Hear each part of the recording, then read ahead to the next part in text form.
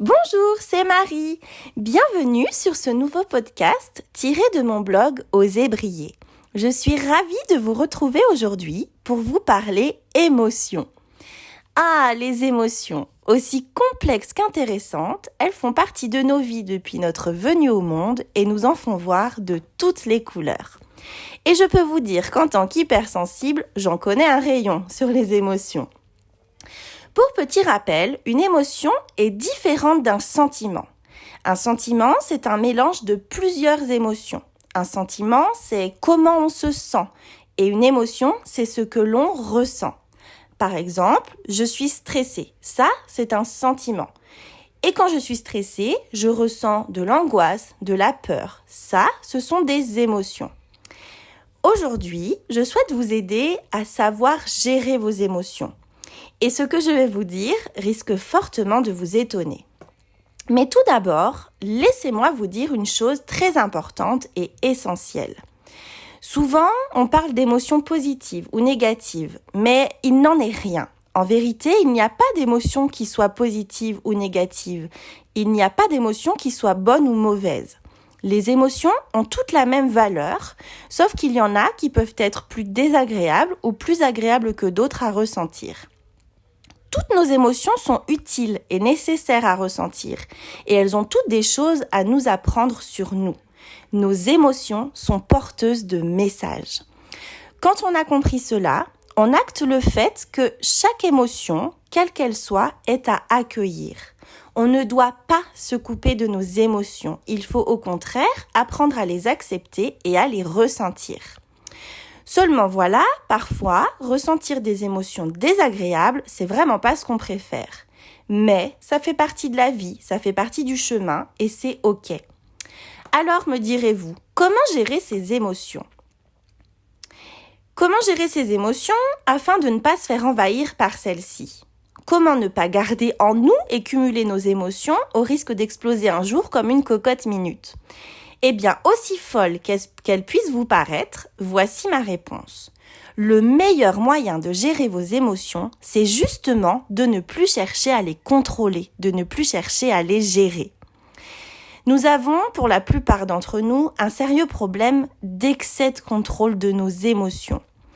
Et si on y réfléchit bien, depuis qu'on est tout petit, on nous apprend que ça ne se fait pas de montrer ses émotions et ses sentiments en société. Alors, on a appris petit à petit à les contrôler, à les contenir, on a pris l'habitude de les balayer d'un revers de main et on s'est complètement déconnecté de nos émotions.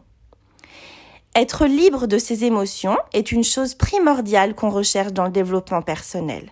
Lâcher le contrôle et rentrer dans la maîtrise de nos émotions. Alors pour cela, je vous donnerai 4 conseils. Le premier, c'est d'être à l'écoute de son émotion, quelle qu'elle soit. Il faut l'accepter, l'accueillir comme si on la prenait avec nos 2 mains et respirer profondément. On prend du recul.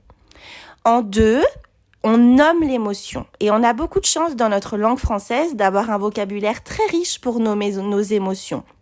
Donc on cherche à identifier ce qu'on ressent vraiment au fond de nous.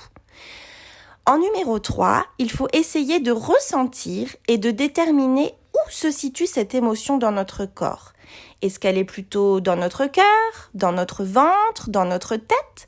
Est-ce que c'est lourd ? Est-ce que ça pèse ? Est-ce que ça brûle ? Est-ce que ça pince ? Je sais que cette étape est vraiment pas évidente, mais avec un petit peu de concentration, on peut y arriver. Ces 3 premières étapes, elles aident finalement à prendre du recul, à prendre de la distance. Ensuite, une fois le calme revenu, en numéro 4, je vous conseille de vous poser la question suivante. Si cette émotion est venue me livrer un message, lequel est-il ? Prenez bien le temps de réfléchir. Peut-être que vous n'avez pas posé vos limites, peut-être que vous devriez vous écouter davantage, peut-être qu'un besoin n'est pas comblé en vous. Mais attention, la réponse ne peut concerner que vous, pas une autre personne. Par exemple, je ressens de la colère. C'est de la faute de mon mari. Eh bien, non. Si je suis en colère, c'est que je n'ai pas su définir mes essentiels, par exemple, et en faire part à mon mari. Il ne peut donc pas les deviner et encore moins les respecter. Donc, c'est toujours sur nous. Le message est toujours sur nous, nous concerne toujours nous. Voilà pour ce que je souhaitais partager avec vous concernant la gestion des émotions à travers ce podcast.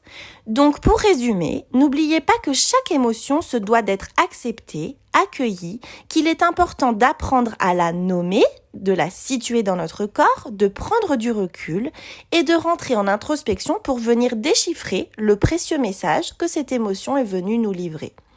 J'espère de tout cœur que ces conseils vous aideront et que vous allez à présent créer le plus beau des tableaux avec votre belle palette d'émotions. N'hésitez pas à vous abonner à ma chaîne, à activer la petite cloche pour recevoir une notification à chaque nouveau podcast disponible et à me laisser un commentaire, ça me fera très plaisir. Prenez soin de vous.